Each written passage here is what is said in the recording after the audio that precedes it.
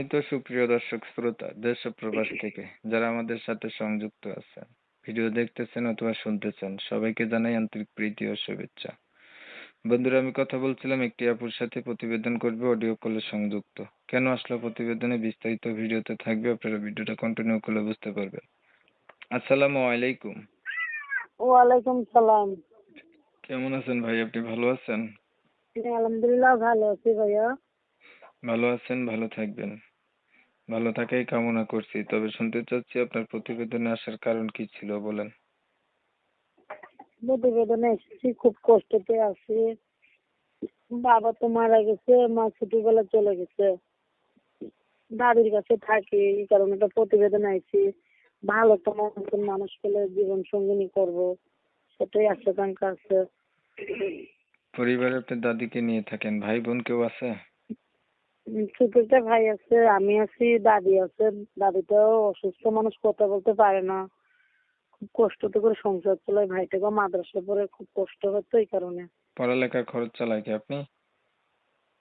এখন নিজে বাসাতে কাম করে সংসারটা চালাই। কত টাকা পান?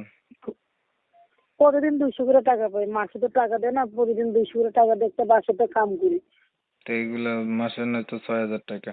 এই 6,000 টাকা দিয়ে আপনার হম পুরো মাস কাভার হয়ে ছোট ভাইয়ের বেতন কেমনে দেন?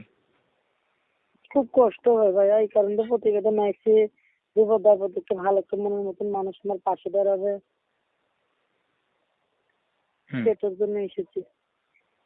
এখন মানুষ তো আর ফিরি ফিরি কেউ পাশে দাঁড়াইতে চায় না। সহযোগিতা চাইলে যদি বলেন যে ভাগ্য আমি থাকে। মানুষের কাছে সহযোগিতা চাই, আর কেউ পাশে দাঁড়ানোর বিষয়টা হচ্ছে আলাদা। কি চান আমি তো আপনি? ভালো তো মনের মতন মানুষ পেলে আমি জীবন সঙ্গিনী করবো, সেটাই আমার আশা আছে।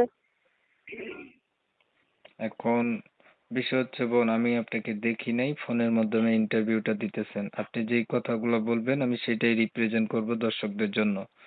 যদি আপনি ভালো কোনো উদ্দেশ্য নিয়ে এসে থাকেন, অবশ্যই আপনি ভালো ফলাফল পেয়ে যাবেন, কারণ আমার চ্যানেলের অডিয়েন্স গুলো যথেষ্ট পরিমাণে ভালো। এখন যদি আপনি অসৎ কোনো কর্মে আসেন, সেটার দায়ভার তো আমি নিব না। নিব? না না, কখনো না। ভালো কাজে ভালো ফল, খারাপ কাজে মন্দ ফল, এটাই স্বাভাবিক। তো আপনার ঠিক উদ্দেশ্য আছে। যদি সৎ হয়, আল্লাহর সহায় হয়, কথাটা মাথায় রাখবেন। লেখাপড়া কতটুকু করছেন? ক্লাস 5 পর্যন্ত পড়ছি। নামাজ পড়া হয়? আসলে নামাজ পড়ি রোজা থেকে। আচ্ছা। তাহলে আপনার বিষয়টা আমি একটু ক্লিয়ার করে দিই দর্শকদের জন্য। দর্শক শ্রোতা শুনছিলেন, আমি কথা বলছিলাম আপুটি প্রতিবেদনে আসছে, ভালো একটা মনের মতো মানুষ চায়। ওনার হচ্ছে আগে বিয়ে হয় নাই, হয়েছে নি বিয়ে? না, আমার বিবাহ হয়েছে না।